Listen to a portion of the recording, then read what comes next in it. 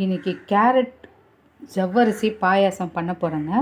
அதுக்கு தேவையான பொருட்கள் கொஞ்சம் ஜவ்வரிசி வேக வச்சு இது பண்ணி எடுத்து வச்சுருக்கேங்க. ஒரு கப் கேரட், 2 கேரட்டை துருவி ஜூஸ் எடுத்து வச்சுருக்கோம். கொஞ்சம் ஒரு 50 கிராம் பால்கோவா, முந்திரி, திராட்சை, கொஞ்சம் சாரப்பருப்பு, 2 ஏலக்காவை பொடி பண்ணி வச்சுருக்கோங்க. முந்திரி திராட்சை வறுக்கிறதுக்கு தேவையான அளவுக்கு நெய், பாயசத்துக்கு தேவையான அளவு பால், ஒரு கப்பு பால் எடுத்து வச்சுருக்கோங்க.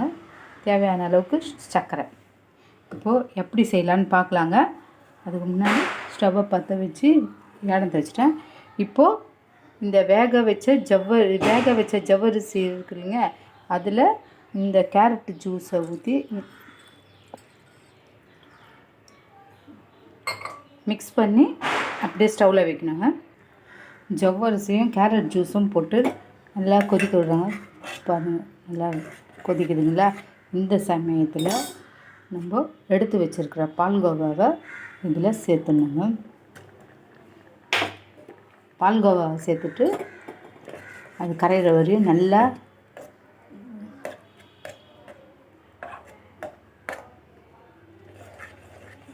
கலரி போட்டு கலரி விடணுங்க. பொடி பண்ணி வச்சுருக்கிற 2 ஏலக்காவை சேர்த்துட்டு இந்த பாயசத்துக்கு தேவையான அளவுக்கு சர்க்கரையை சேர்த்துட்டு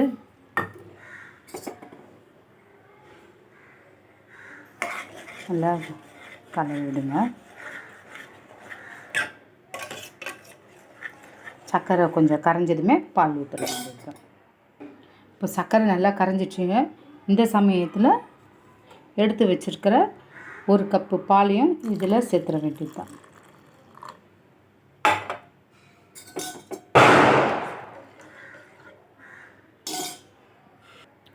ஒரு கப்பு பாலையும் சேர்த்து நல்லா கலந்து விட்டுக்கோங்க.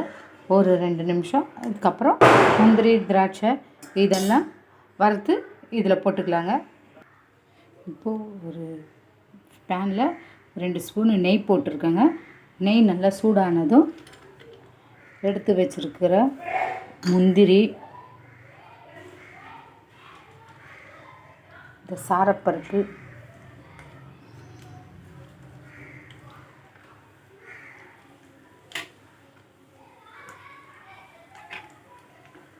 நல்லா போட்டு ஒரு 2 நிமிஷம் கலந்து விட்டுட்டு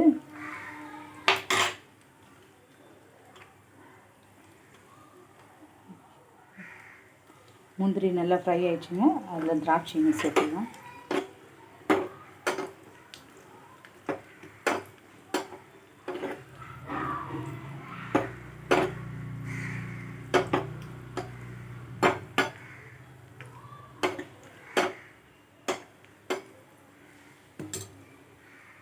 ஸ்டவ் ஆஃப் பண்ணிவிட்டு